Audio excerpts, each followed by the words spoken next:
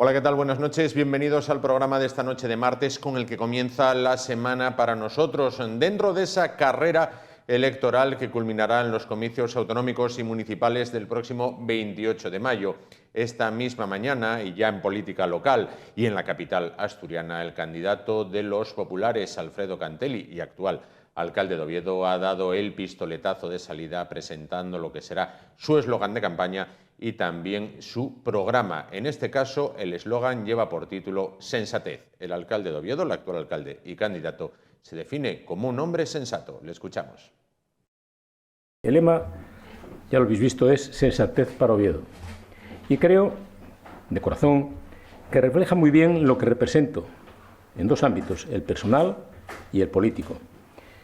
Quienes me conocen, quienes me conocéis, sabéis muy bien que soy un hombre serio, trabajador, responsable, riguroso, con sentido común y con experiencia en la gestión. Es decir, un hombre sensato. ¿Pero es verdaderamente necesaria la campaña electoral o ya antes de que se ponga en marcha toda la maquinaria, cada cual tenemos decidido nuestro voto? Es decir, ¿el mensaje de los políticos cala en nuestra intención de voto? ¿Son muchos los indecisos? ¿Puede captarse el voto todavía? Bueno, este es el tema de nuestra encuesta en la calle de hoy. Bien, José Manuel, ¿usted ve que una campaña electoral sea necesaria? Por ejemplo, si usted vota a X partido y viene otro partido a intentar cambiarle la opinión, ¿le cambiaría la opinión? ¿Lo ve necesario? Yo creo que sí, que es importante que haya competencia entre ellos, está claro. A ver, yo cambiarme de opinión no lo sé porque llevo mucho tiempo pensando lo mismo, pero a lo mejor sí que es necesario que vengan, expresen su opinión para gente que a lo mejor va a votar este año por primera vez o lo que sea, pues está bien escuchar todas las opiniones. Sí, estoy de acuerdo y además hay gente pues que le entran mejor ideas igual si se las expresas de forma oral que leyéndolas que no la entiendan o lo que sea, entonces así pues igual cambiar de opinión no, pero...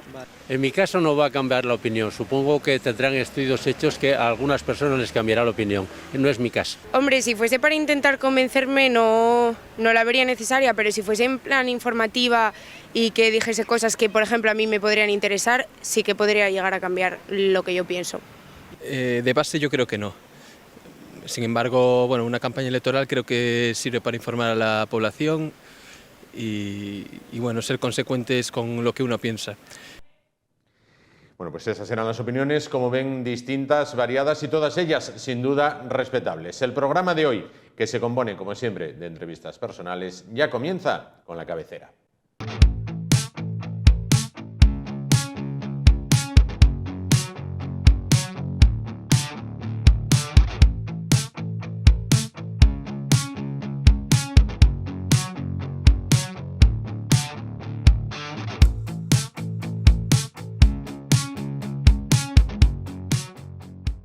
Bueno, pues vamos a hablar a continuación de OTEA, de hostelería y hotelería en Oviedo, porque la Semana Santa, bueno, pues a la vista están los resultados que vamos a analizar dentro de un momento. Fue un éxito, o eso se asegura y se palpa a las personas que no marchamos de Asturias, en este caso, o de Oviedo, y dábamos una vuelta por las calles de la capital asturiana. Sin embargo, el ritmo no para, la ascensión está a la vuelta de la esquina. Los retos son desestacionalizar el turismo, desestacionalizar ese mercado.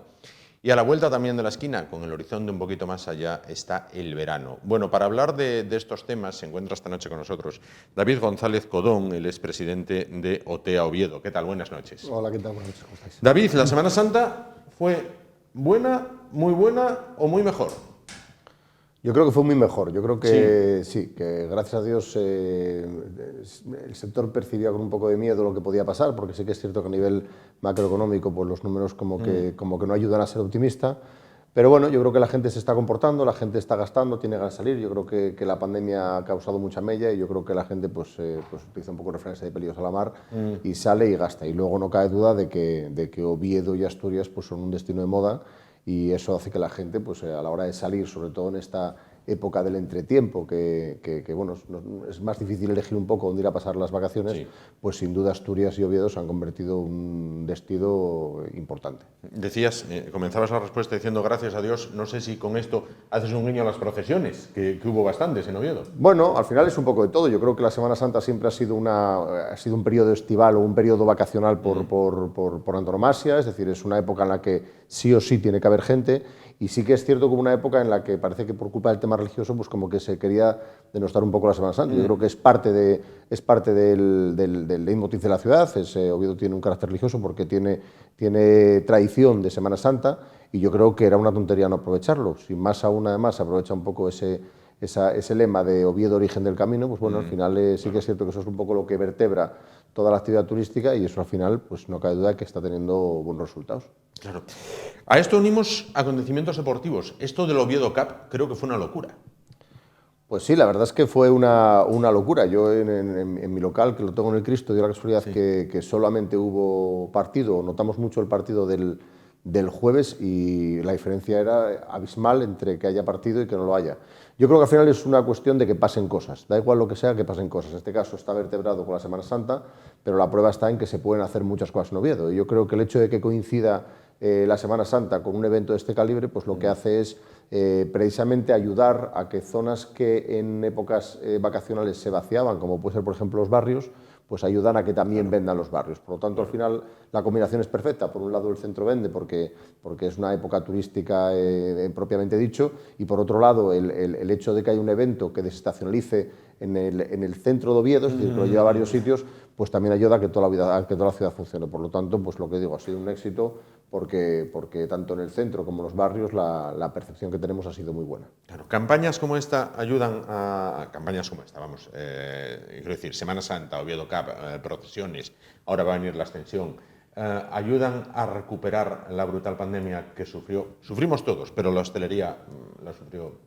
Yo creo que el tema está en que la gente ahora ha cambiado un poco con respecto a las costumbres que tenía hace a lo mejor pues 8 o 10 años, me voy un poco más allá, y ahora la gente necesita excusas para salir a consumir. Entonces yo creo que cualquier motivo que le demos para salir es bueno. Me da igual que sea el Oviedo Cup, me da igual que sean conciertos, me da igual que sea teatro, me da igual que sea un festival. Es decir, siempre que pasan cosas, siempre que tenemos el calendario de Oviedo completo, eso hace que la gente se anime a salir. Eso de esperar a que la gente salga por sí sola y que salga por salir, no es que sea más complicado, pero competimos en otro mercado. Es decir, ahora tenemos el tema de la comida a domicilio, tenemos en casa televisiones gigantescas que tal, es decir, está el tema de no poder beber alcohol. Entonces, bueno, yo creo que al final hay que ir un poquito más allá. Es decir, la gastronomía tiene que complementar otra serie de actividades que haga que la gente diga, oye, pues en vez de quedarnos en casa, salimos, y aunque solo sea por ver el ambiente de la Oviedo Cup, que es verdad que aunque solo fuera por ver todo Oviedo lleno de críos vestidos de fútbol, pues al final ya parece que te invita a pasear.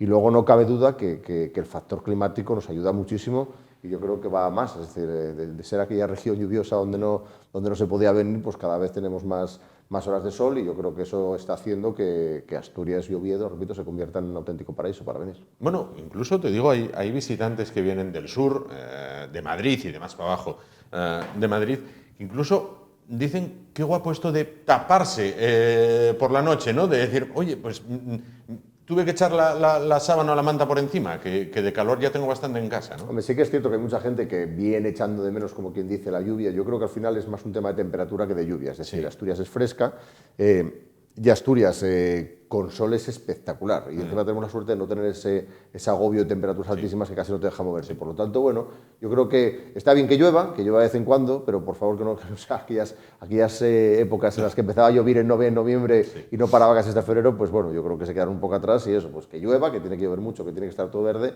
pero sí que es verdad que nos ayuda muchísimo que en estas épocas importantes nos acompañe el buen tiempo, porque es la diferencia abismal entre llenar y no llenar. Cuando la gente de fuera viene a vuestros locales, a los locales hosteleros, viene con la lección aprendida, quiero decir, ¿ya saben lo que van a pedir? ¿Ya vienen informados o se dejan asesorar?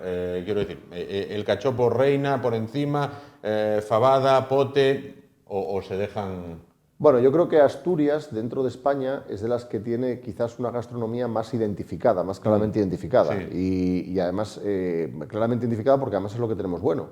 Y luego además los podios locales yo creo que ayudan también a enseñar un poco qué es lo que vendemos. Hoy yo estaba en clase con mis alumnos y les hablaba, pues, por ejemplo, del tema de las lámparas, les hablaba, por ejemplo, del tema de los percebes, es decir, hay mucha materia prima, los oricios, es decir, tenemos mucha materia prima buena en Asturias que hace que cualquiera que venga, pues por un lado, lógicamente, pues le interese probar la sidra, es decir, la sidra es la protagonista casi de todo.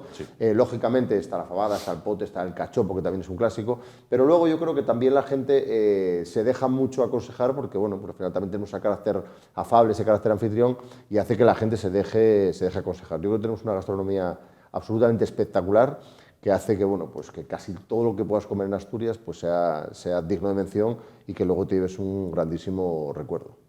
Justo antes de comenzar la Semana Santa, hace hoy, bueno, pues una semana prácticamente, estábamos con el concejal de Turismo, Alfredo García Quintana, y decía que el gran reto, que había dos retos. El primero era desestacionalizar. Esto sería fundamental, ¿no? Claro, al final yo creo que el objetivo es, por un lado, conseguir rentabilidad y por otro lado que esa rentabilidad la tengamos a lo largo del tiempo. Es lo que hablamos siempre, es decir, llenar en Semana Santa o llenar en verano es relativamente sencillo, es decir, o debería ser relativamente sencillo. Lo complejo es conseguir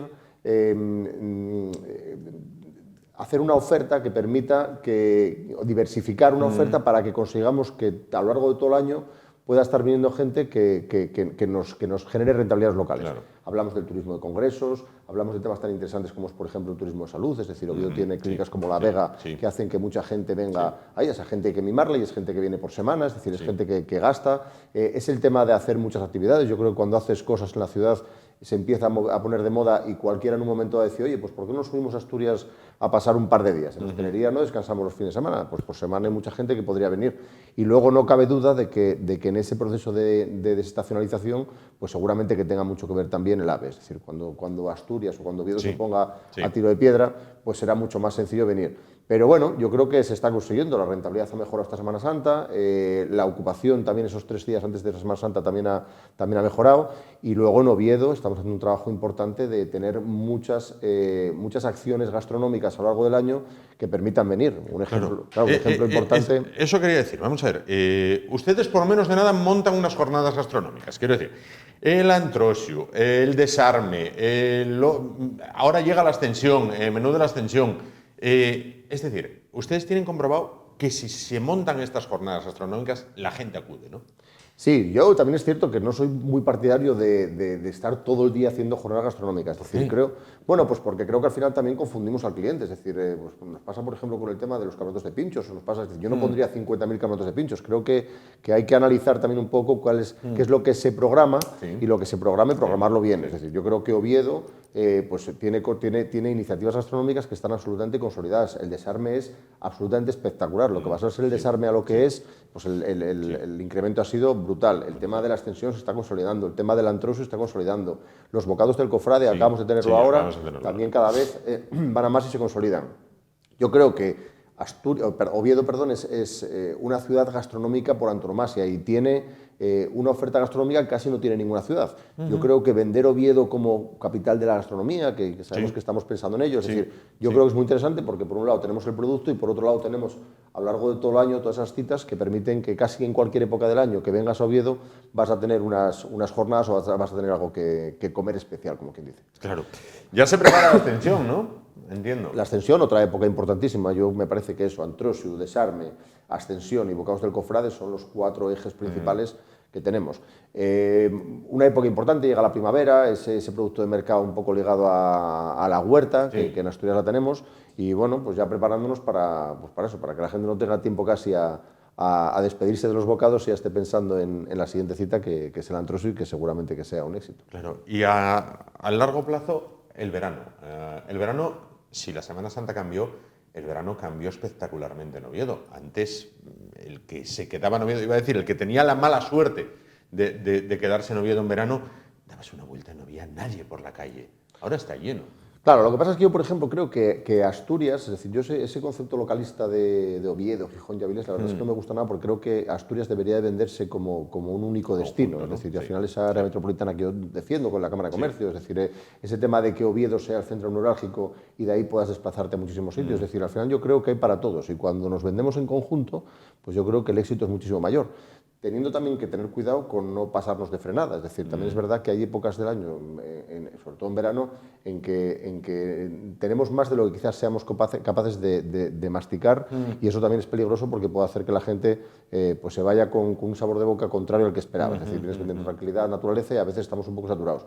Pero yo creo que somos un destino turístico espectacular. Yo creo que el potencial que tenemos es espectacular. Es decir, a nivel de montañas, hablamos en OTEA muchas veces del tema de las sendas, hablamos de las masas de agua, hablamos del tema gastronómico, es decir, yo creo que lo tenemos todo para reventar. Y con todos esos ingredientes, más el AVE que va a llegar, más esa Asturias que es pequeña, que casi desde el centro se puede mover a otros lados, yo creo que el verano va a ser espectacular. Y además con ese valor añadido de que Oviedo se convierte un poco en el centro neurálgico.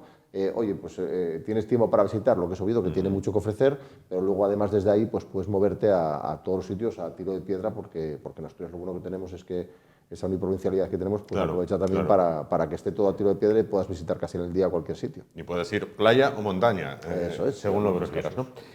Nos decía el concejal, el otro reto sería internacionalizar, es decir, vamos bien de turismo nacional, pero ¿qué significaría meter Oviedo en un circuito internacional? Es decir, cuando alguien visita pues, otra capital de provincia y se cruza con grupos de japoneses, por decir un ejemplo, esa gente también consume y viene con ganas de consumir.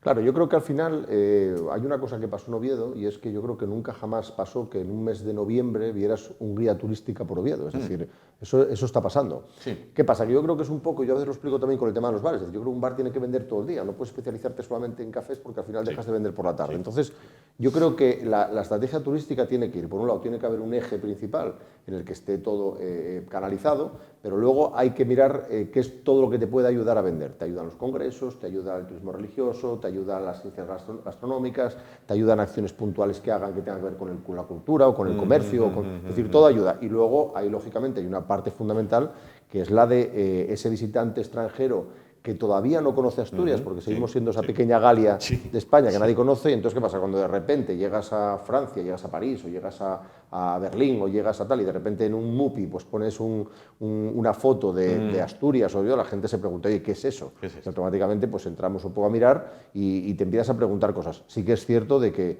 claro, son destinos mucho menos conocidos que a lo mejor pues, los del Mediterráneo.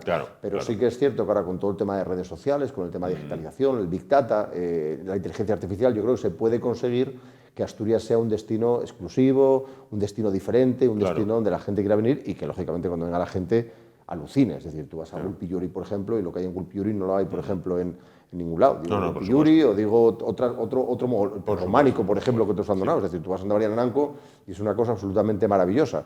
Pues todo eso es lo que hay que explotar, y hay que intentar pues, que el chino diga, oye, hay que ir a ver Santa María de Nananco porque eso no lo hay en ningún sitio del mundo. Porque no lo hay en otro lugar.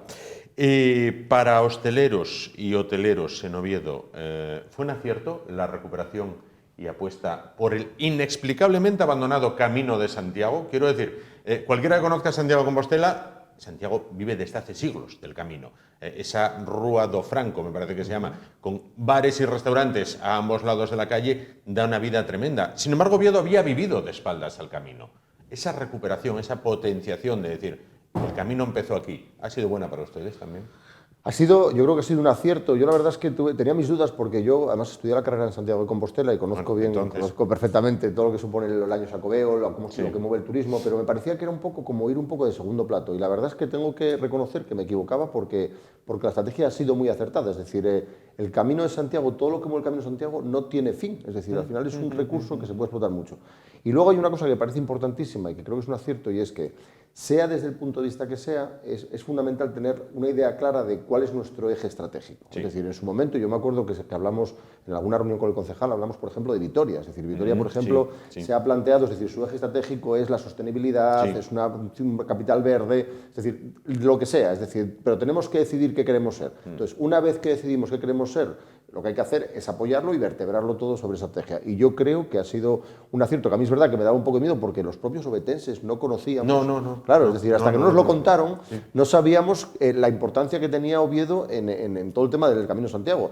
Cuando de repente nos lo han empezado a contar es cuando nos hemos dado cuenta de que cualquier persona que se mueva o que entienda el Camino de Santiago, es decir, Oviedo es un destino que es absolutamente indiscutible y todavía tiene muchísimo más recorrido. Si bien es cierto que lo que digo, que eso no quita para que a partir de ese eje transversal, que es el Camino de Santiago, pues se hagan un montón de cosas que de actividad a Oviedo tal. Yo creo que ha sido acertada la estrategia turística. Usted forma profesionales de la hostelería. ¿A qué nivel está la hostelería ahora mismo en Asturias? En Asturias y en Oviedo, vamos.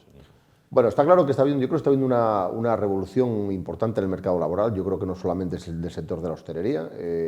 Se analiza mucho y se habla mucho sobre cuál es el problema de que nuestro sector. Yo el otro día hablaba con un frigorista que no encuentra gente para arreglar máquinas de hostelería. Tengo un amigo que trabaja en la construcción, tampoco encuentra gente para trabajar. Yo creo que es un problema mucho más profundo y mucho más serio que solamente de la hostelería. En la hostelería es cierto que el sector pues ha tenido que entonar también un poco el mea culpa y hay que cambiar un poco cosas que hasta hace poco tiempo estaban absolutamente normalizadas. El sector está en eso, es decir, yo creo que somos los primeros que, incluso los clientes, es decir, están cambiando un poco las propias costumbres, es decir, antes era normal quedarse en un restaurante hasta las 3 de la mañana sin pensar que estaban cerrando y ahora, pues yo, por ejemplo, en mi local, mucha gente empieza a cenar a las 9 y cuando ve que estamos cerrando, es decir, hay un cambio de criterio. Entonces, bueno, yo creo que el objetivo nuestro ahora es volver a hacer atractiva la profesión, es decir, yo creo que hay que, por un lado, tiene que haber, es decir, yo veo, o sea, me parece increíble que con la cifra de parados que tenemos no consigamos llenar los cursos, no conseguimos llenar los cursos. Me parece un absoluto escándalo a nivel de la administración.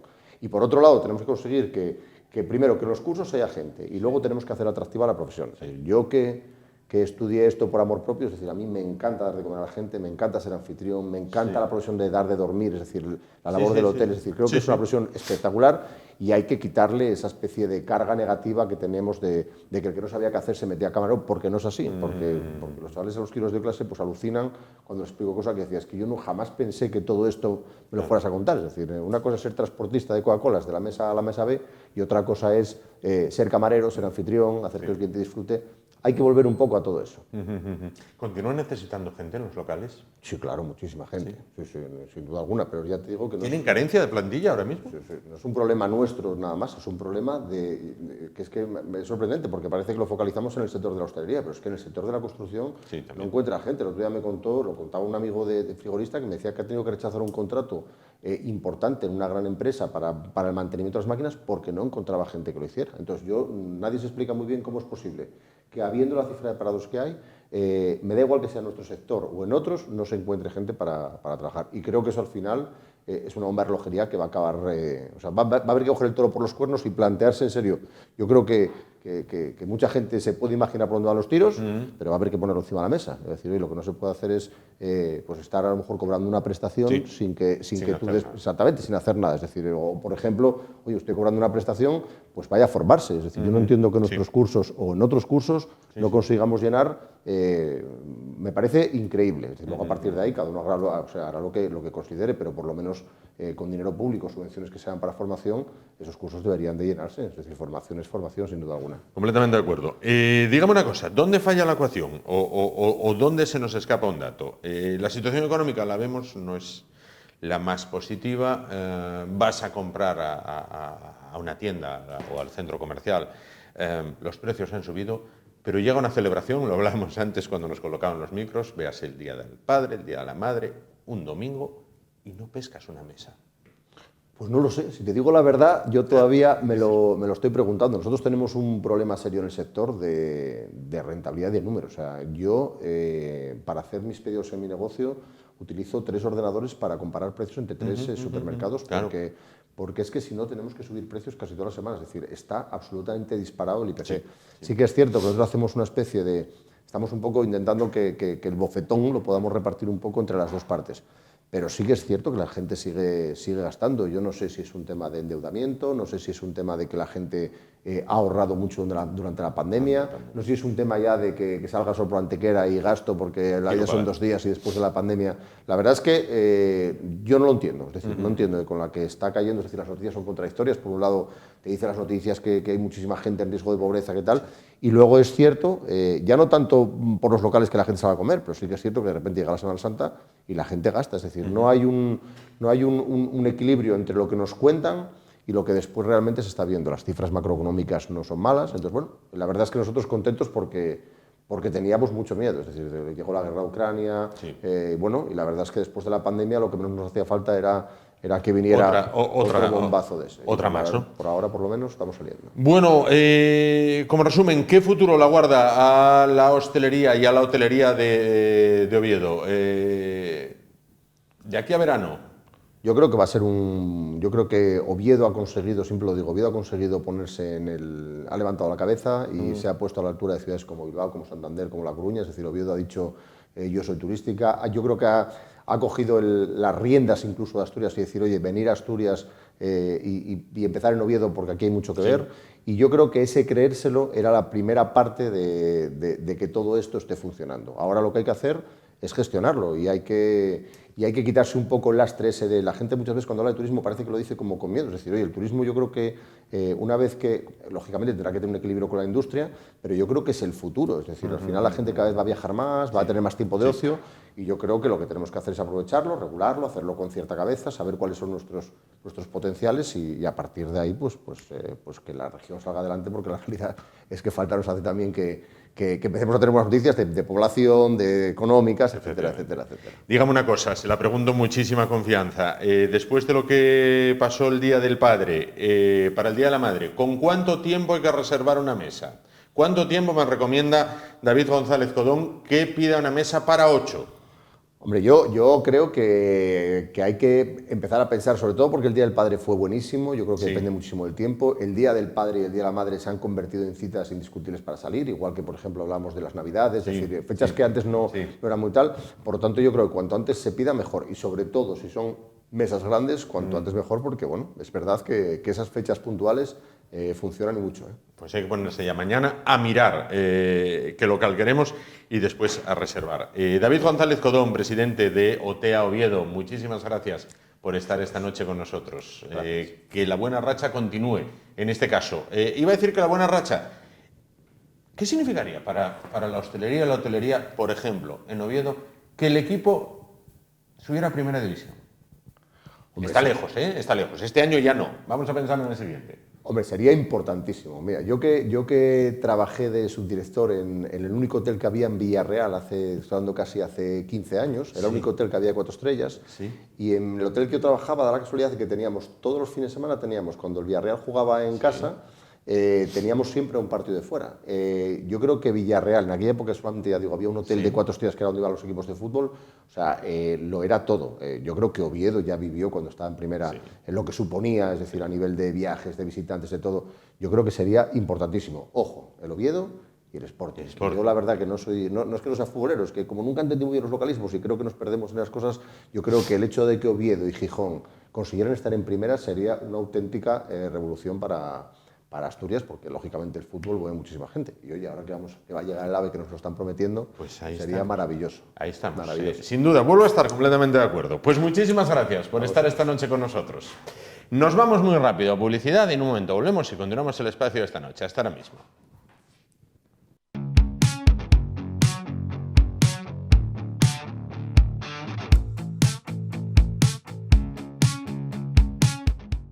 Bueno, pues continuamos adelante el programa de esta noche después de hablar de la hostelería y la hotelería en Oviedo y en Asturias. Bueno, vamos a hablar de un tema que últimamente está siendo noticia e importante. Vamos a hablar del tema de los alquileres, pero desde el punto de vista del propietario, porque el propietario lo que quiere ante todo es seguridad.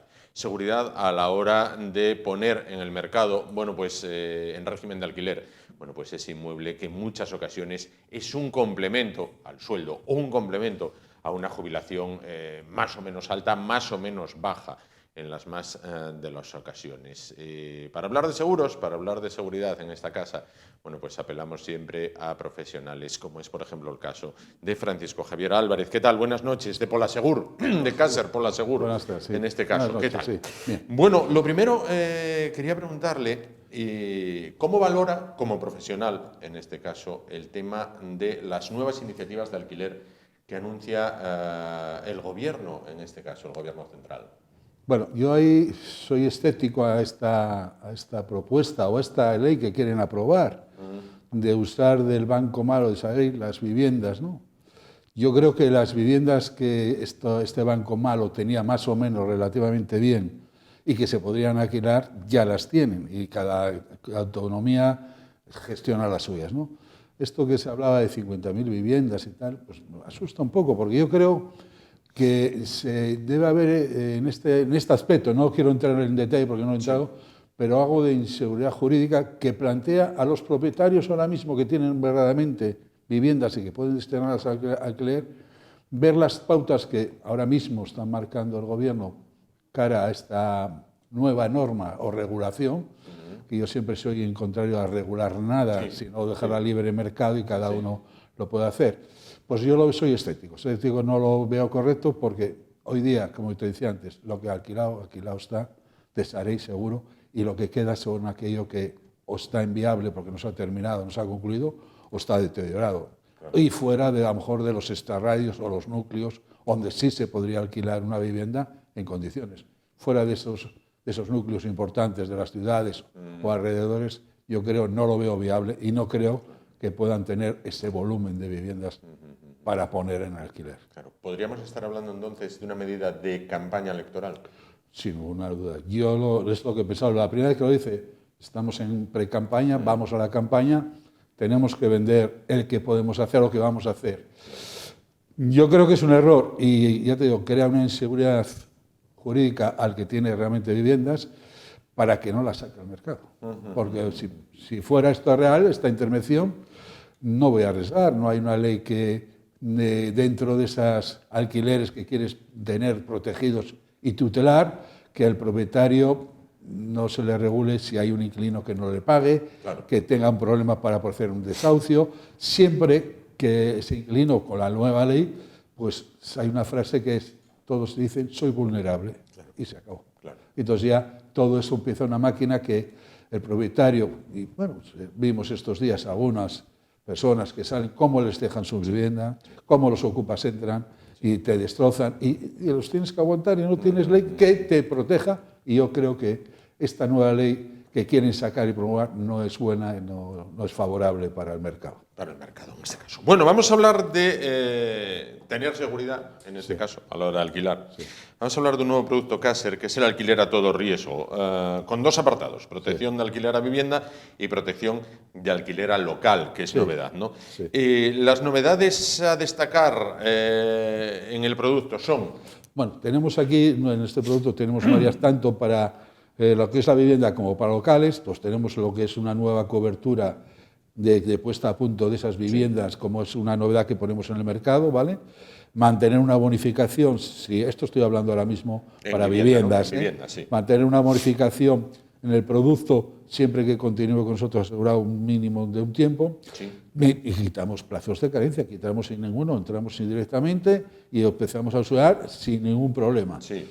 Luego tenemos la posibilidad de contemplar hasta 3, digamos, inquilinos, 3 personas que puedan compartir los ingresos de esas personas para que sean unas personas factibles de hacerles el alquiler. Sí. Y luego la simplificación para contratar la póliza a cambios del scoring de inquilinos, a realizar proyectos y tal, y reducción al máximo la de la documentación a aportar, ¿no? Es decir, nosotros vamos a pedir una serie de datos para que el cliente que vaya a tener un inquilino, con unos datos que le pedimos, hacer el scoring de esa persona y decirle, bueno, este es buen inquilino por los datos que se sacan, que se ven, y se le puede alquilar, ¿no? Ir ya con una seguridad, ¿no? ¿De a quién le alquilas? Sí, ya ir con una seguridad y no ya tener, que antes no se pedía tal, pues el problema que hoy te pago 3 meses, 4, y luego tenemos un problema.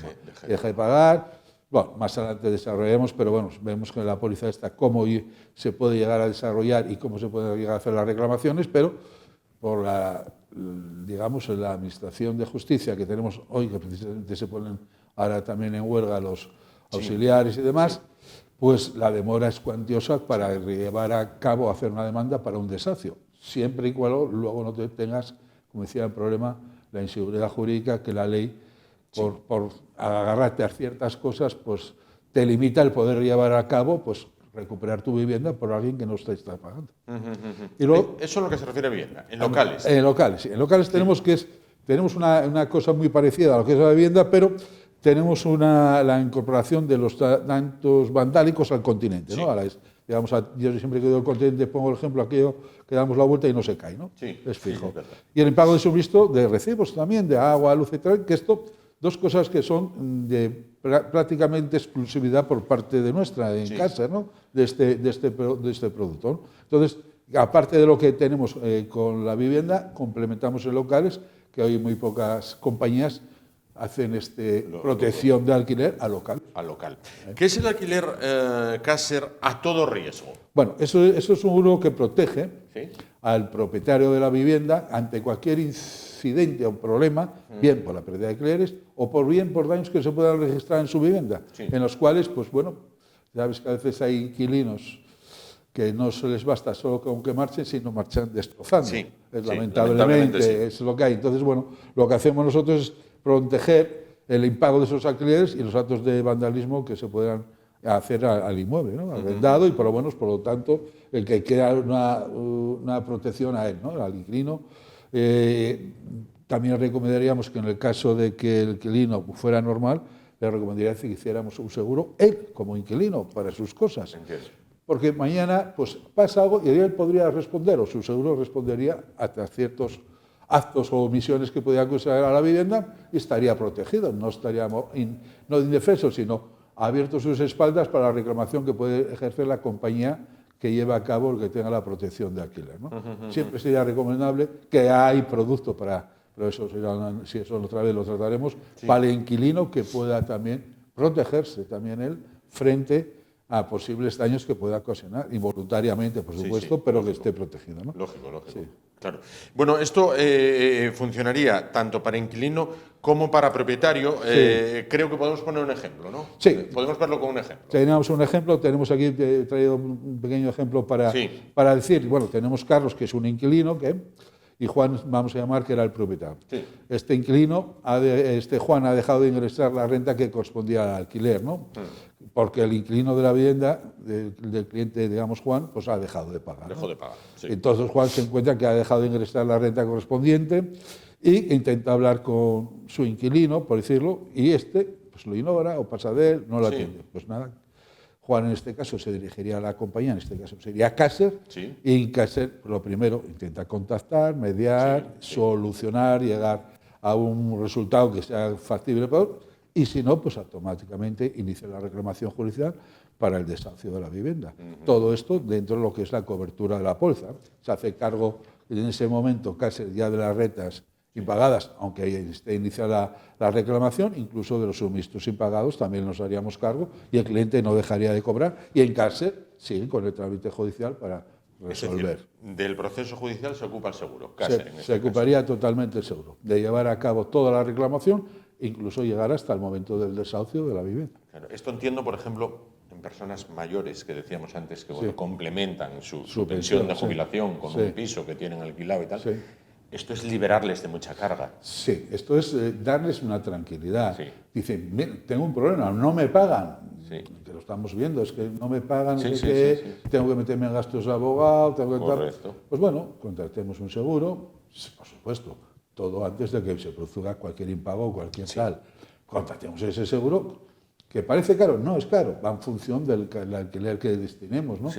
Pero con este seguro nos da esta tranquilidad que mañana 2 rentas sin pagar, voy al seguro, lo digo, lo explico, no se hace cargo y en la compañía, ya explicaremos sobre la franquicia que puede estipularse, que puede ser 1 mes a 3 meses, automáticamente el segundo mes ya empezamos a cobrar hasta el máximo contratado, que son 12 meses. Bueno, pues nos da esa tranquilidad y la compañía corre con todos los gastos de hacer esa reclamación judicial y a llegar al desahucio.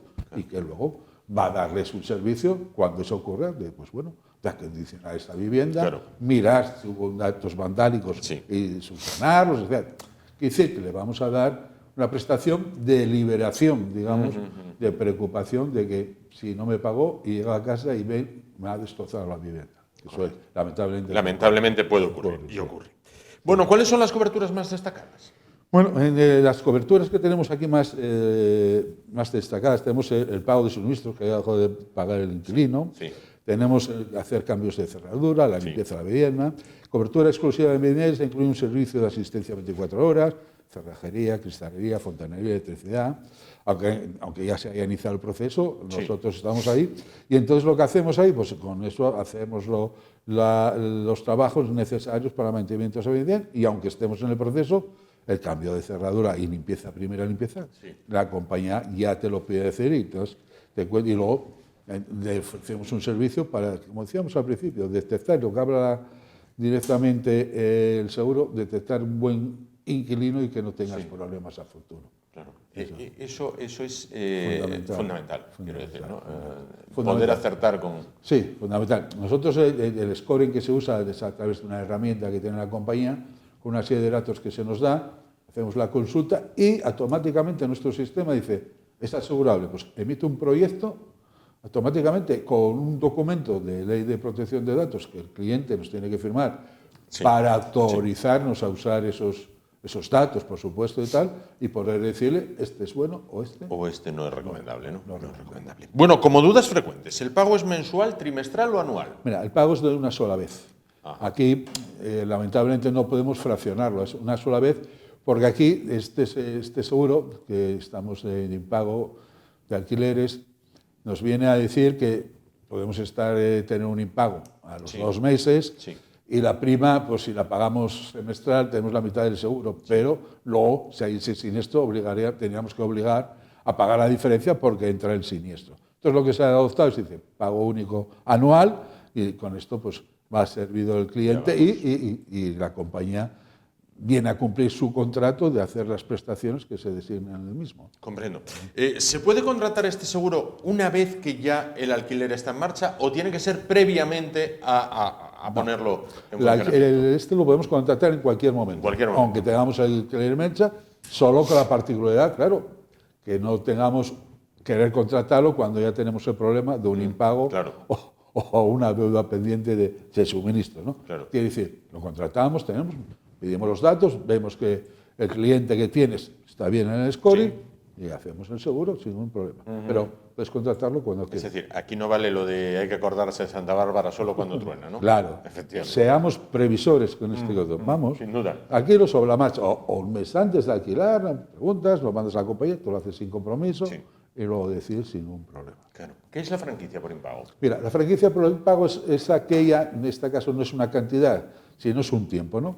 Tenemos desde un mes hasta los 3 meses. El cliente, en una póliza que es anual, tiene para 12 mensualidades que garantizamos, puede decir, mira, primera franquicia de un mes, o de 2 meses, o de 3 meses. Es decir, los primer mes no te pago los 11 restantes, ¿vale? O si coges el de los 3 meses, te pago 9, porque has asumido que porque sale algo más barato la contratación. Eso es la franquicia en sí. Correcto. ¿Las coberturas en este caso son iguales para locales que para hogares? Es decir, porque mucha gente decíamos que complementa sus ingresos con el alquiler de una vivienda, pero hay otros que lo complementan con el alquiler de un local. Correcto. No son iguales, son totalmente diferentes. Siempre hay algunas que coinciden, pero normalmente son mucho más amplias la, digamos, de las viviendas que la de los locales, ¿no? Los locales sí tenemos, que lo habíamos dicho al principio, y habíamos hablado de que de tener el tema del sector del alquiler de los locales, eso lo de los daños vandálicos al continente y los daños por el impago de los servicios, ¿no? Entonces, pero luego, si tenemos cuenta ya lo que es limpieza de local y tal, eso ya no está, eso lo tenemos para las viviendas, ¿no? Entonces, sí coinciden unas pequeñas cosas, pero hay una diferencia entre el de viviendas y locales. ¿Qué pasa si nosotros, por ejemplo, vamos a ponernos en el caso, ¿no? Contratamos el seguro, tenemos un inquilino, pero ese inquilino no por impago, sino por un motivo laboral, lo trasladan y dices, ahora me quedé sin inquilino, pero alquilo a otro, pero el seguro lo tengo vigente. ¿Se contempla el cambio de inquilino? Sí, sin ningún problema. Tú con comunicar a la compañía que quieres hacer el cambio de inquilino, nosotros valoramos con los datos que nos das del nuevo inquilino y automáticamente lo incluimos sin ningún problema. Claro. Vamos también con una derivada de esto. Nosotros contratamos el seguro por 1 año, pero el señor que teníamos o la familia que estaba alquilada por un traslado, no estamos hablando de impagos ni de nada, ¿no? Bueno, lo trasladan en el trabajo de ciudad y tiene que abandonar ese alquiler. ¿Cómo queda eso? Pues muy fácil. Igual que hicimos para el cambio de inquilino, cuando dejamos de tener el contrato de alquiler porque se tiene que marchar el inquilino, lo comunicamos a la compañía y automáticamente la compañía te nos va a devolver la prima no consumida hasta el máximo de 6 meses. Que decir, salvo que hubiera un siniestro. Si hay un siniestro previo, la compañía no devuelve la prima, pero si no hay siniestro, automáticamente la compañía devuelve la prima no consumida. ¿Y desde cuándo se puede poner, o desde qué momento se puede poner la demanda? ¿Desde el primer mes de impago o hay que esperar, hay que dar una demora ahí? No, ya te decía al principio, la compañía intenta primero llegar a los arreglos, a mediar, ¿no? Sí, mediar. Y entonces no llega, pues por supuesto, al primer mes que no, y el inquilino no viene a razones, hablar e intentar solucionar mediante el pago de las rentas, automáticamente la compañía inicia las acciones pertinentes. Desde el primer momento, sí, por supuesto. Una pregunta que yo creo que todos nos la planteamos alguna vez, ¿no?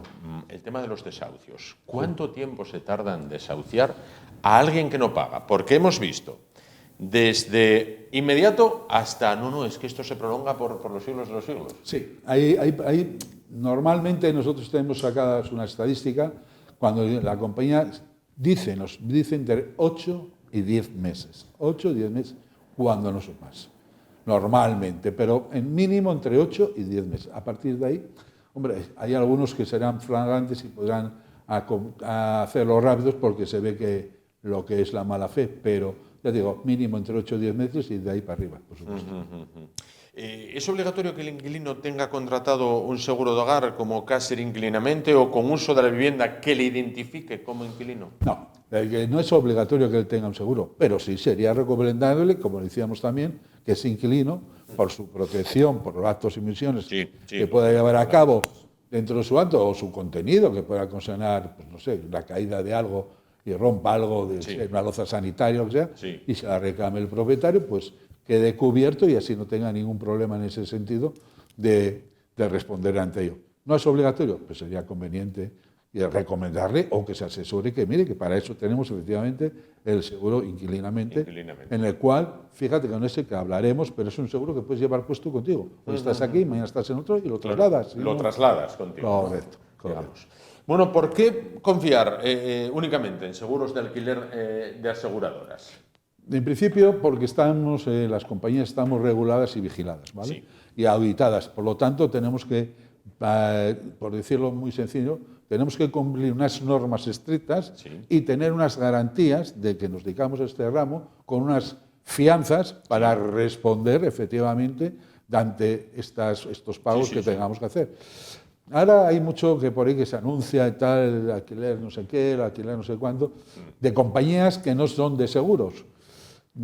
Puede haber un problema porque si no lo regulan y se lo exigen, a lo mejor no es todo oro lo que reluce cuando vamos a usarlo de ellos, ¿no? En cambio, aquí la compañía, a través de la Dirección General de Seguros, debe cumplir lo que tiene su contrato y si no, la dirección vendrá con la compañía, obligará a hacerlo y luego tomará medidas. Pero eso nos da la seguridad jurídica que a través de las compañías de seguros respondemos ante este producto que se vende. Hay un respaldo, en definitiva. Un respaldo, totalmente. Correcto. Bueno, vamos a ver un ejemplo de impago de suministros, porque hasta ahora hablábamos de impago de la renta, ¿vale? Pero también está el tema de los suministros. ¿Qué ocurre ahí? Sí, mira, en el pago de suministros, dentro de esta cobertura de la póliza, damos un 5% sobre el capital garantizado. Digo el capital es sobre la renta que vamos a cobrar, ¿vale? Un ejemplo que sería, por decir así fácil, pues tenemos un inquilino pues, que no pagó recibo de agua o de gas, y bueno, valoraremos en 135 euros y demás. Entonces, ¿cómo podemos calcular que si esos 135 euros que dejó de pagar van a ser reembolsados por la compañía? Muy fácil. Para un alquiler, pongamos, de 500 euros al mes, 12 meses son 6.000 euros. El 5% de eso son 300 euros que nos garantiza para el pago de suministros. ¿Qué pasa? Tenemos 300.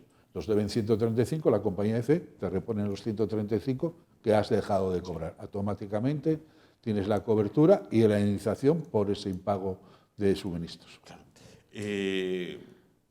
¿Estar tranquilo es caro? No, no es caro. Como te decía al principio, llámanos, pídenos presupuestos sin ningún compromiso con un posible inquilino o que quieras y probamos. y te das cuenta que no es caro. Pues para un alquiler a lo mejor de 500 euros, si las cosas son normales y tal, a lo mejor estás hablando de 200, 240 al año. Al año. Al año. Es decir, y la tranquilidad de que si me fallan, pues cobro 500 euros todos los meses, menos la franquicia estipulada. Entonces, yo creo es decir, a cambio de medio mes al año. Correcto. Tengo la tranquilidad y seguridad que si me falla el inquilino o no me paga o deja de pagar suministros, la compañía me viene a reponer y mi menoscabo financiero no hay. Claro. Y no hay esa ansiedad e inseguridad de que ese complemento que hablábamos de las personas mayores, que completan para su pensión, pues diga, pues sigo con ello, sigo teniendo y cobro. Claro. Claro. Quería preguntarle también, vamos a ver, no se trata de alarmar, ni mucho menos, pero están detectando muchos casos de impagos. Bueno, la situación es la que es, se está viendo muchos casos de impagos. Sí, está viendo. La verdad es que nosotros aquí hemos visto alguno y tal, pero también es verdad que la compañía actuando hay compromisos muchos también de pago, de pagar. Será la compañía como ha actuado, pues en representación del cliente, hemos adelantado al cliente, pues hay compromisos de facilitar que reintegre el importe, ¿no? Y de momento se están cumpliendo. De momento que tengamos constancia aquí, no hemos tenido que iniciar ningún procedimiento para desahuciar. Para desahucio, en este caso. Es decir, a veces son porque estos seguros, cuando haces un scoring, que todos podemos tener un problema, en principio no había problema para tal. Claro. Pero las derivas económicas de ahora han derivado que a la gente le ha creado problemas, claro. Todos los agravantes que ahora tienen los de las personas y las subidas que hubo, pues a lo mejor han apretado mucho a las personas. Pero bueno, ya te digo, la compañía, como hacemos esa primera llamamos a arreglo cuando llegamos a un convenio, esa mediación, me vas a devolver el dinero, bueno, te doy un plazo, tal, bueno, para que no sea, sigues pagando, pero yo te facilito de que me devuelvas lo que yo he anticipado al cliente. Correcto. Bueno, entiendo que todo esto que hemos explicado, el cliente, la persona que esté interesada, puede dirigirse a ustedes en la Cayuría, en las oficinas que tienen la Cayuría, preguntar por usted o uno de sus compañeros, se les explica de primera mano, bueno, y tienen esa información de viva voz, ¿no? Sí, de viva voz, se le explica, se le orienta, se le enseña cómo es el funcionamiento, cómo podemos hacer la consulta sobre la marcha con los datos que le pedimos del inquilino, cómo el sistema nos responde automáticamente, dice, mira, este es bueno, nos dice que sí, que se puede contratar, porque la información es factible, porque cuando hacemos la información de un inquilino que queremos es muy fácil. Su carnet de identidad, la última vivienda donde está, nada más. Y si trabajo, contrato de trabajo, una nómina, o sea, no pedimos más, pero sin llegar a poner ese papel encima, ya con su último domicilio, el carnet de identidad, ya le informamos que efectivamente ha venido o viene y ha respondido o ha estado bien. Pues la tranquilidad es lo primero, ¿no? Siempre. Yo siempre lo dije, nos cuesta, los seguros cuestan, porque cuestan, pero nos dan ese respaldo de tranquilidad en el momento que nos pueda ocurrir algo y decir, bueno, Estoy cubierto. Qué gran frase, la de estoy cubierto, sin duda.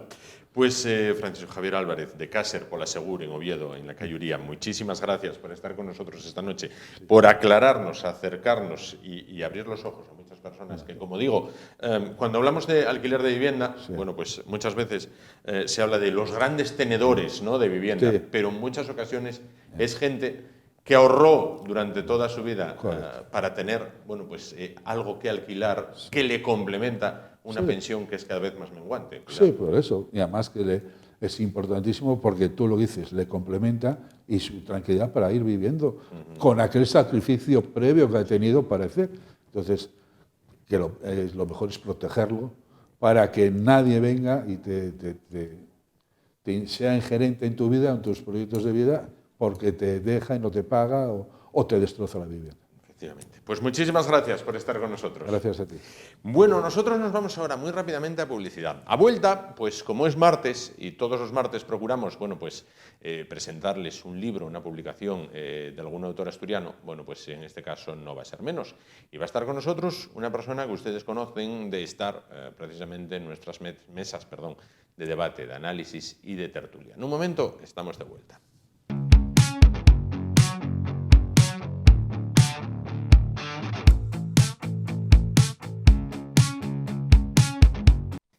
Bueno, pues continuamos el espacio de esta noche. Vamos, como tratamos de hacer siempre, como tratamos de hacer los martes, de finalizar con una publicación de un autor asturiano. En este caso no vamos a hablar de novela, no vamos a hablar, bueno, pues de un libro de aventuras, ni de amores y desamores, no, en este caso no.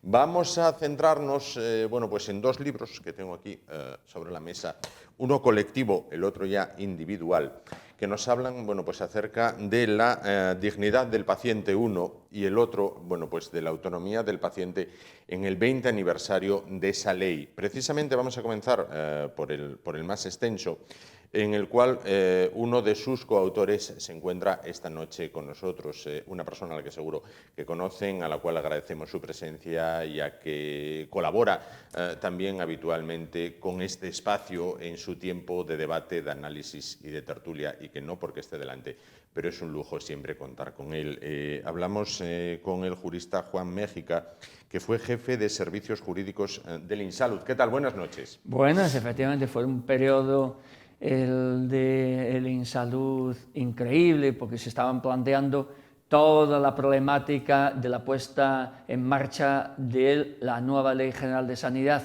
es decir, del nuevo modelo sanitario. Sí. Y esta ley, la Ley 41/2002, pues es justamente la continuidad de esa Ley General de Sanidad, Ley de Autonomía del Paciente, y que yo resumo en la Ley del Paciente, porque escora hacia el paciente. Sí. Tanto es así que incluso yo tengo otro libro que se titula El médico indefenso. El médico indefenso, ahí es nada. Bueno, es un libro denso, es un libro, me atrevo a decir, técnico, escrito por 20 personas, de las cuales 2 son asturianos. Sí, efectivamente considero que los asturianos, por lo menos tanto Julio César Galán Cortés como yo, creo que hemos contribuido decisivamente a esta nueva rama del derecho. Es decir, yo diría que somos los pioneros, los que estamos en la base junto a otra media docena de personas. Claro. Cuando lo abrimos, y me voy al índice en este caso, el primer capítulo que encuentro, cuidado, vacunación obligatoria, autonomía del paciente, dignidad, integridad física de la persona y Estado social de derecho. Quiero decir, vacunación obligatoria, esto ha estado en debate con la pandemia, sí o sí, de si había que vacunar obligatoriamente, si nos podíamos, o se podía, el que quisiera, negar, no negar. Tanto el libro colectivo, que ya digo, nos eligieron, Aranzadi nos eligió a 20 autores, como el libro en particular, La dignidad del paciente, en este en particular yo abordo el tema de la vacunación, si es o no obligatoria y sus posibles repercusiones. También abordo otros temas como si es o no obligatoria la hospitalización, pensemos por ejemplo en un tuberculoso, o el tema de la sujeción mecánica o la sujeción o la farmacológica. Es decir, se abordan toda una serie de temas de gran interés y que se han venido, diríamos, desarrollando desde la Ley General de Sanidad del año 86, se han venido, diríamos, tratando toda una serie de aspectos y cuestiones que afectan a los pacientes, que ha salido realmente reforzado, concretamente la Ley 41/2002, que goza de buena salud. Goza de buena salud. Es una ley que, en primer lugar, tuvo consenso. Nació del consenso. Eso ya es difícil, ¿eh?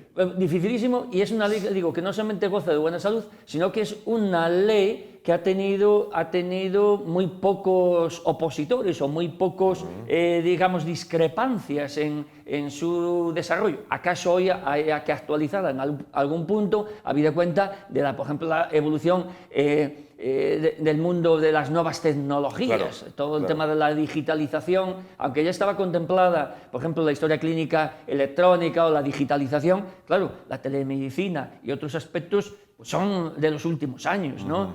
Pero, como digo, es una ley que sigue totalmente vigente y que comportó o significó de colocar al paciente en el centro concretamente del universo de la salud, ¿no? Y en ese punto yo diría que el tener en cuenta la voluntad del paciente, eso se tradujo en lo que se llama la autonomía del paciente o la autodeterminación. El paciente es el que tiene, en este caso, el derecho de negarse a ser informado, negarse a ser tratado, o también tiene derecho a ser informado y también a que emita su consentimiento al tipo de intervención y que sepa cuáles son los riesgos generales de esa intervención, cuáles son los riesgos personales. Imaginemos un diabético, no es lo mismo un diabético que una persona que no tenga ninguna clínica, ¿no? Sí. Saber qué alternativas tiene, saber qué contraindicaciones, pues todo eso concretamente la Ley 41/2002 vino desde luego a recogerlo y, como digo, en definitiva a humanizar, entre comillas, el mundo de la salud, habida cuenta que ya digo que como presupuestos básicos se estableció dos: la libertad y como premisa previa, la dignidad. La dignidad sería, por decirlo de manera, el punto de partida de todo esto, que ya viene concretamente de otro, en este caso de un convenio, del convenio de Oviedo, el famoso convenio de Oviedo, que había fijado todas estas premisas. Pero ¿hay un antes y un después en el tratamiento del paciente, en la atención al paciente, antes de esta ley? Bueno, diríamos, había aspectos que no estaban para nada contemplados, por ejemplo, las instrucciones previas. Sí.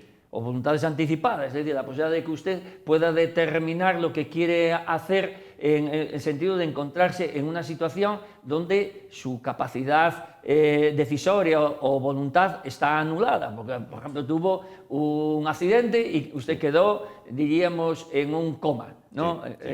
Pues en ese sentido no estaba recogido las instrucciones previas o voluntades anticipadas, lo que también la gente ha llamado el testamento vital. Es bien cierto que yo creo que la sociedad española ha calado muy poco. Yo siempre digo que el 85% son testigos de Jehová, un 10% son de asociaciones como Morir Dignamente, etcétera, etcétera, y otro, gente que pasaba por allí. Sí, desgraciadamente sí. Ahora que toca el tema de los testigos de Jehová, bueno, es uno de los temas que se abordan en el otro libro, en La dignidad del paciente, una revisión crítica y práctica, ya realizado íntegramente por Juan Méjica con la ayuda de David Rojas, en este caso. Bueno, pues entre otros temas interesantes, y leo, se analiza el alcance de la dignidad del paciente, los tratamientos coactivos que se pueden llevar a cabo en contra de su voluntad, los ingresos involuntarios, las transfusiones a menores testigos de Jehová, la hospitalización y el tratamiento forzoso de pacientes infectocontagiosos para proteger la salud, o si la vacunación, volvemos a la vacunación, habrá de ser o no obligatoria. Son tratados con una visión amplia y crítica, además de revisarse el siempre activo campo de las responsabilidades sanitarias. Bueno, por ir a lo más reciente que hemos tenido, la vacunación, que ha levantado tantos ríos de tinta, ¿tenía que ser obligatoria o no? Es que no es obligatoria. No es obligatoria. No hay ninguna norma que establezca la obligatoriedad. Y en este sentido, los juzgados de lo contencioso, los tribunales de lo contencioso administrativo se encontraron con una disyuntiva que era muy sencilla. Si primaba concretamente en ese sentido esa autonomía o esa decisión de no vacunarse, pero, amigo, también eso tenía enfrente, por ejemplo, la seguridad en el mundo educativo. Usted no puede llevar a alguien que no esté vacunado, sea de sarampión o sea de lo que sea, a un centro educativo donde va a tener usted todo un colectivo que puede verse afectado precisamente por su decisión. Claro. Respetamos concretamente su decisión de no vacunarse, pero a usted no le permitimos en ese sentido acceder, por ejemplo, a las aulas, habida cuenta que puede afectarse la salud de los demás alumnos. Claro. Claro. ¿No? Cuando vemos, por ejemplo, casos a la hora de dar a luz, por ejemplo, que dicen, no, es que esta mujer no quiere ingresar, quiere tenerlo en casa, y se levanta mucha polémica. Que ya me tocó a mí en su día cuando estaba cuando era el jefe de los servicios jurídicos de InSalud, alguien de querer parir o dar a luz metido en agua. Sí, por ejemplo. Bueno, y después, digamos, sí, muy bien, todo eso es posible, pero también, digamos, eso comporta a veces riesgos, que eso genera al final también temas de responsabilidad, claro. ¿Y cómo se resuelve? Bueno, en principio no hay tampoco ninguna norma que prohíba el dar a luz en tu casa, como se hacía antes. Sí, como se hacía antes. ¿No? Pero también es cierto que en ese sentido, si se plantea un problema, como digo, si se plantea un problema, pueden generarse situaciones de responsabilidad, donde entran en juego pues, el ginecólogo, el obstetra, en definitiva, todo un colectivo sanitario, ¿no? Y pasa, sobre todo, más que en el tema de ginecología, el campo o el ámbito posiblemente más problemático es el psiquiátrico, el de la salud mental. ¿Por qué?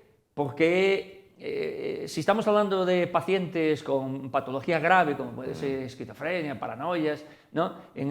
O psicóticos, en ese sentido, sí existe por parte de la administración la obligación de seguimiento. Hay que hacer un seguimiento concretamente de ese paciente, que se le dé el alta, pero que puede estar en lo que llamamos la puerta giratoria, en el sentido que entra por un lado y sale por el otro, ¿no? Y en los momentos de agudización, por descompensación, que es lo habitual, son pacientes concretamente que no siguen concretamente las prescripciones, no se medican y a veces, digamos, o muchas veces, desgraciadamente, es la madre, ¿no? Mayor la que atiende este tipo de pacientes. Y claro, si no hay un control, pues puede ocurrir, como ocurrió en su día en Gijón, ¿no? De un esquizofrénico que baja al parque y le corta el cuello a un niño el primero que se encuentra, ¿no? Y en este caso se condenó a la administración, aparte de que a él se le internase, digamos, en un centro psiquiátrico, en un establecimiento psiquiátrico, genera responsabilidad, en este caso para la administración, precisamente por lo que yo llamo el olvido terapéutico. Es decir, la falta de seguimiento, o lo que en términos técnicos sería la responsabilidad por omisión. Claro, claro. La dignidad del paciente, una revisión crítica y práctica, ¿la dignidad del paciente en España ha alcanzado su techo o aún queda un camino por Bueno, recorrer? hay toda una agenda de asuntos pendientes, evidentemente. Es decir, el tema del COVID puso, digamos, en evidencia, por ejemplo, el conflicto a veces entre los derechos individuales y los derechos colectivos, ¿no? En este caso, por ejemplo, el tema de la intimidad, que ninguno de los decretos leyes que se dictaron, digamos, contemplaban una sola línea sobre el tema de la intimidad, y sabido es que, digamos, los historiales de los pacientes se vieron, digamos, examinados incluso por unos señores rastreadores, etcétera, etcétera, que no tenían nada que ver con el mundo de la salud, por tanto, en definitiva, no tendrían acceso a esos historiales, y eso lo vimos, por ejemplo, en las elecciones vascas o gallegas que se dieron en aquel momento, en el sentido de que se prohibió ir a votar a gente que había tenido el COVID o que estaba ahí en esa horquilla, porque alguien accedió a un historial y no fueron precisamente, no eran los médicos. Por tanto, como vemos, hubo unos accesos ilegítimos o incluso extralimitados. Me ocurrió a mí concretamente en Telefónica en Madrid, que voy a ver una exposición y hay un señor que viene y me pone concretamente un termómetro o una historia para saber, digamos, qué temperatura tenía. Pues como se comprenderá, digamos, un guardia de seguridad no es nadie concretamente con autoridad para poder hacer un análisis de un ciudadano, ¿no? Sí. Entonces, con ello no quiero decir que en ese momento no deberían primar, y de hecho primaron, el derecho a la salud pública frente a los derechos individuales. Es bien cierto que lo que hay que tener muy en cuenta es que en ningún caso se pueden suspender esos derechos concretamente del paciente, se pueden limitar, en este caso por razones de interés general o salud pública, pero nunca concretamente suspenderlos. Cuestiones pendientes, muchas. Por ejemplo, el tema de la intimidad, como digo, posiblemente exija una ley de pandemias en su día, en orden a que... Porque lo que tenemos son normas muy generalistas, de la Unión Europea, nacionales, autonómicas, locales. Tenemos normas muy generalistas, muy dispersas, ¿no? Y acaso sea necesario una ley de pandemias que sepamos cuáles son las actuaciones a seguir en casos de cuarentenas, confinamientos, porque tenemos una ley, que es la del 2011 de salud pública, también la del 3-2011, la 33-2011, pero esta no resolvió nada, porque no hablaba ni de cuarentenas, ni de confinamientos, ni nada por el estilo, ¿no?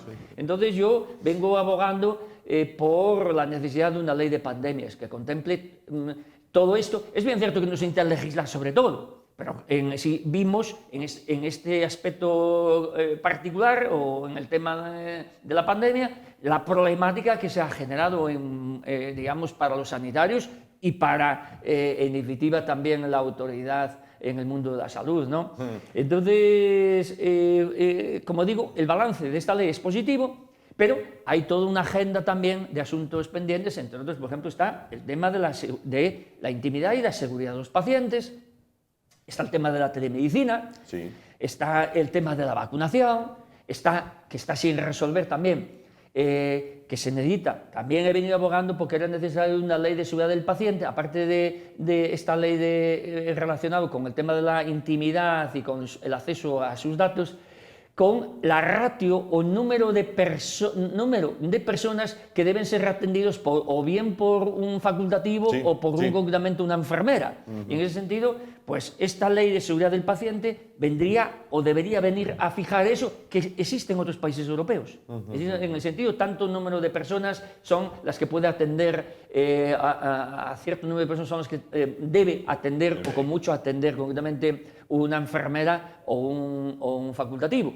Está el tema de la sujeción, que solamente existe una norma en España, que es un decreto foral, es decir, concretamente un decreto navarro, donde recoge el tema de la sujeción mecánica, muy típico de los geriátricos, sea por razones organizativas, sea porque concretamente el paciente puede, digamos, incluso incurrir en agresiones a terceros o incluso contra sí mismo, ¿no?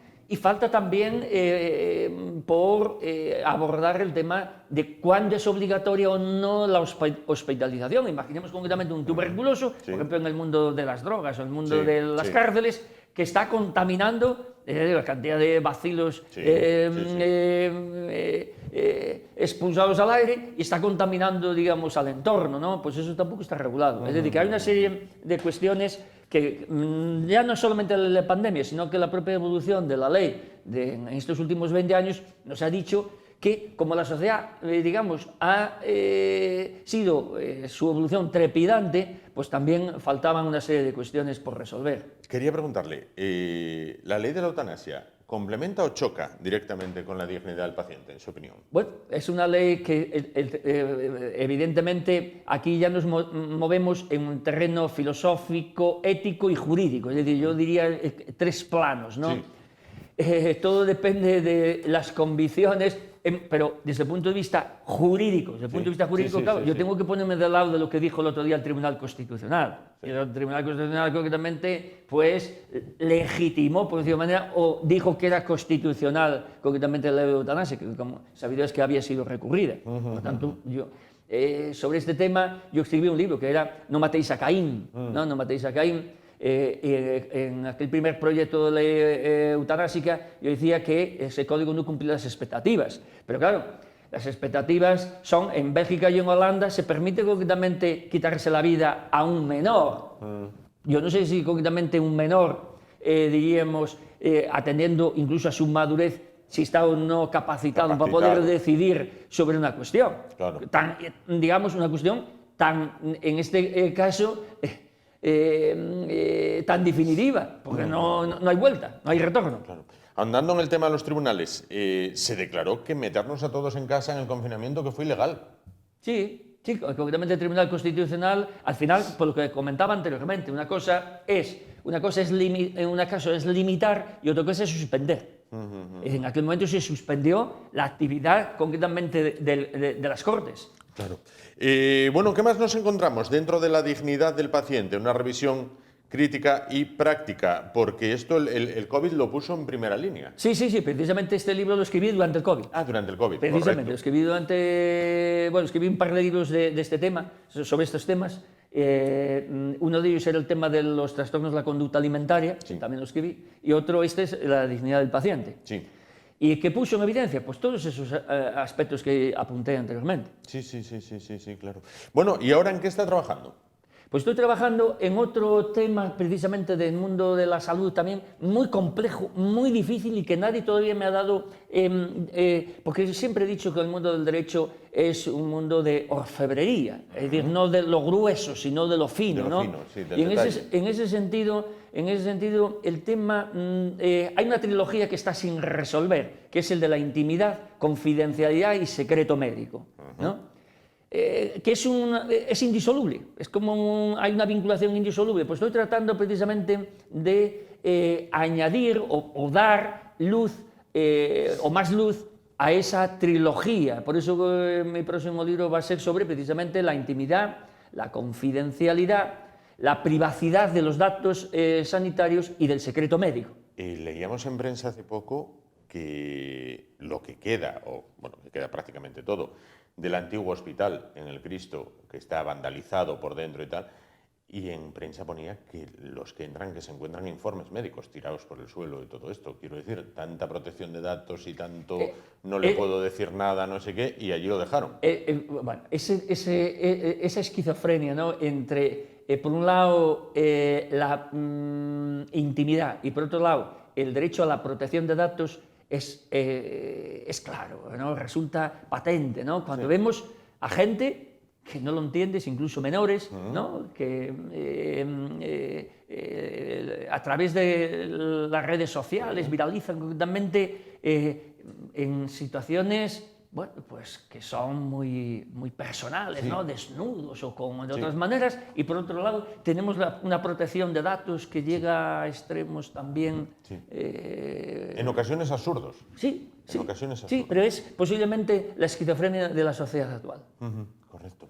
Al margen del tema médico, tiene que venir a hablarnos, y para ello le emplazo, de los indianos. Bueno, en el occidente de Asturias nunca hablamos de indianos. Para nosotros no existen los indianos. Para nosotros existen los americanos. Los americanos. Del Nalón para allá, y de hecho, concretamente, en Salas, que es la puerta de Occidente, hay una avenida, que aquí en Las Rubias, precisamente, que se llama Avenida de los Americanos. De los americanos. Es decir, para un naviego, que yo soy naviego, un castreño de Navia, desde luego, para mí, indiano es una palabra ajena totalmente a nuestra devenir, a nuestro devenir desde 1853, en que se marchan los primeros asturianos. No, antes habían ido, lógicamente, con la colonización, pero no eran americanos en el sentido de gente de extracción rural, humilde, que van a hacer las Américas. Claro. ¿La aventura americana ha sido la gran olvidada de la historia de Asturias? Bueno, curiosamente, la industrialización y la aventura de Américas son los dos elementos que definen, esos dos fenómenos son los que definen Asturias en los últimos 200 años. Sí. Ya digo, desde 1850, al tiempo que precisamente al borde, en el inicio de la industrialización, estaban marchando para América. 350.000 asturianos marcharon durante, más o menos está computado o contabilizado, unos 350.000 asturianos, la mitad de la población asturiana, que era 700.000 habitantes más o menos. Prácticamente. Pues ahí es nada. Bueno, pues aquí lo tenemos, la dignidad del paciente, una revisión crítica y práctica, bueno, pues con esos temas que hemos tocado muy por encima y algunos más, bueno, que se van a encontrar, y la Ley 41/2002 de autonomía del paciente en su 20º aniversario. Juan, muchas veces escuchamos esa frase de una de las mayores riquezas que tiene este país es la sanidad pública. Lo comparte, está herida, goza de buena salud. ¿Cómo está la sanidad pública a día de hoy? Porque en todas las regiones, en algunas con más fuerza mediática que en otras, hay protestas. Bueno, yo diría que la salud española, con las diferencias que ha generado el tema de las comunidades autónomas, incluso esta ley es una ley básica, es una ley de mínimos, lo cual significa que luego las comunidades autónomas cada uno pueden implementar, ¿no? Implementar o regular. Por ejemplo, el tema del historial clínico, cada uno lo conserva de forma totalmente diferente, y otros aspectos, ¿no? Bueno, yo diría que el sistema español es un sistema igualitario, en principio, ¿no? Y también universal, pero también yo he venido a añadir una vez, hasta que quiebre. Hasta que quiebre. ¿Pero la quiebra está a la vista o...? No, pero pasa como la seguridad social, en el sentido de, por ejemplo, cuando salió en su día la ley de dependencia, que yo escribí el primer libro precisamente sobre la ley de dependencia, autonomía personal y situaciones de dependencia, en el año 2006, se establecía un plazo que era totalmente, para los que sabemos, digamos, algo de estas cuestiones, era totalmente ilusorio. ¿Cómo usted va a desarrollar una serie de niveles que establecía la ley hasta el 2015? Iba a estar completada, digamos, todo lo que sería su desarrollo. Una ley que afectaba aproximadamente a unas 2 millones, alrededor de 2 millones de personas en España. Si la ley, concretamente, de la seguridad social que nace concretamente con el Instituto Nacional, bueno, todo el tema de los seguros sociales y la previsión social, nace en 1907 con el Instituto Nacional de Previsión, y estamos hoy en el 2023 y no hay residencias para mucha gente que tiene que ir a residencias privadas, etcétera, etcétera.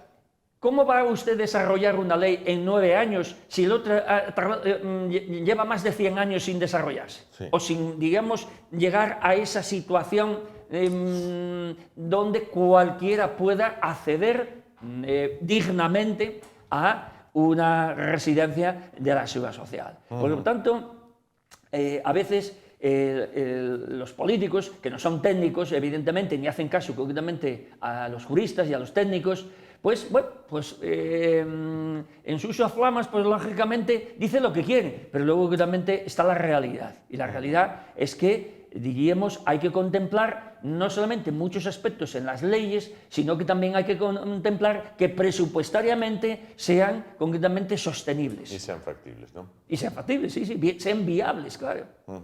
Claro. ¿Y va a ser viable la sanidad pública? Bueno, en principio, como digo, es igualitaria, es universal y bueno, ahí está. Es difícil. Desde luego yo no soy un mago para poder sacar una varita y decir en qué momento se va a poder llegar, o pasa lo mismo con la ley de la seguridad social, que desde luego no entiendo, por ejemplo, lo que está ocurriendo en Francia, habida cuenta que ha subido la esperanza de vida, y hay países como Noruega y algún otro país donde ha ido adecuando y adaptando concretamente su legislación a la esperanza de vida. Y tiene sentido. Usted no puede estar activo 30 años y otros 30 años ser pasivo, ¿no? Habrá que, en alguna medida, adecuar esos parámetros, ¿no? De periodo activo con periodo donde usted va a ser beneficiario o disfrutar de prestaciones del sistema. Pero dígame una cosa, Juan. El problema, por ejemplo, en la seguridad social, a mi entender, está en que de la caja de la hucha de la seguridad social, que desde luego nunca se puede desmembrar, es decir, no entiendo a veces cuando se dice que se va a ceder la gestión de lo que sería la tesorería, cuando la tesorería es la caja única del sistema, ¿no? Entiendo que nunca se podría ceder o no debe nunca cederse.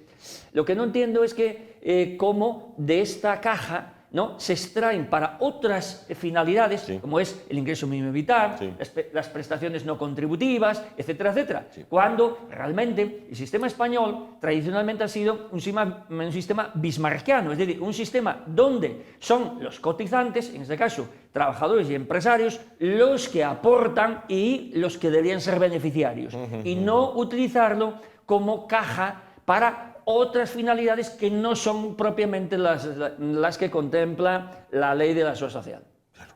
Bueno, pues con eso abriríamos un debate tremendamente interesante. Sí le pediría que me contestara nada muy rápido, porque me están apurando con el tiempo. De manera telegráfica, un tema que el otro día me planteaban y dije, no lo sé, con lo cual traslado la pregunta. Vamos a ver.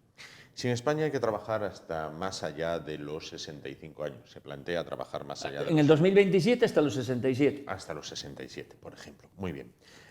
Si nuestros horarios de trabajo son superiores a los de Francia, es decir, trabajamos más horas que puede trabajar un francés, ellos se jubilan antes. Ahora, cuando se quiso poner en los 64, ardió el país de arriba abajo. Arde de París, como la novela de Dominique Lapierre y Larry Collins, en este caso. Vale. Arde de París. ¿Qué hacemos mal? Porque si ellos trabajan, es decir, a las 6, 7 de la tarde, en Francia está todo cerrado. Se jubilan antes, aquí trabajamos más horas, nos jubilamos más tarde, pero en Francia parece que vive mejor, el país va mejor. ¿Por qué? La productividad.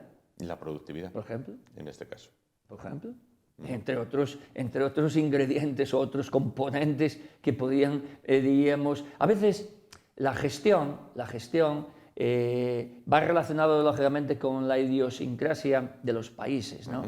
Y claro, si un alemán hace en una hora lo que aquí haces en una mañana, pues lógicamente. Y luego, si existe también una mecanización mayor, por ejemplo, pensemos, yo qué sé, en el campo, ocurría, pues evidentemente de partida sales con ventaja. Frente a aquel otro que es, vamos a decir entre comillas, más zángano, ¿no? Más holgazán, por decirlo de manera, menos rentable, ¿no? Entonces, pero ya digo que esto sería muy simplista o simplificar demasiado, es decir, son yo creo que muchos los factores que determinan pues que tengamos pues, una tasa de paro más alta, que los salarios puedan ser más bajos, etcétera, etcétera. Pero también está, digamos, la contrapartida. En España se vive bien, digamos, cuando, digamos, aquel trabajador, aquel que tiene profesión, ¿no? También el tema de la profesionalidad es muy importante. Y en España, concretamente, hay un gran fracaso escolar y un fracaso universitario, acaso precisamente porque valores como son el esfuerzo, como son el emprendimiento, etcétera, etcétera, pues concretamente no son valores al alza, ¿no? Incluso yo cuando oigo a algún político echar pestes contra Mercadona, cuando genera 100.000 puestos de trabajo o 30.000, ¿no? O contra Inditex, que incluso entiendo que paga sus impuestos e incluso colabora, como hacen por ejemplo los mecenas americanos, ¿no? Con grandes donaciones a centros de salud, o los americanos concretamente a grandes museos. Siempre es una cosa que me ha fascinado cuando voy a Estados Unidos, ¿no? El MoCA, el MoMA, etcétera, etcétera, entras y ves una galería Morgan, no sé qué más, galería con grandes cuadros. Y digo, bueno, serán muy cabrones estos norteamericanos en un sistema capitalista, digamos, extremo, ¿no? Pero, al mismo tiempo, aquí está su contribución en esos grandes hospitales de Hawkins o en esos grandes museos, ¿no? Completamente de acuerdo. Pues quedamos emplazados para hablar de esos temas y para hablar de la aventura americana o de la aventura indiana. Juan Méjica, jurista, ex jefe de los servicios jurídicos del InSalud. Muchísimas gracias por estar con nosotros y acercarnos la dignidad del paciente, por un lado, y los 20 años o el 20 aniversario de la Ley de Autonomía del Paciente. Muchísimas gracias por estar con nosotros esta noche y gracias también a ustedes. Nos vamos, volvemos mañana miércoles, será a partir de las 10 de la noche aquí en Una Noche Más. Hasta entonces, gracias por su atención, ánimo y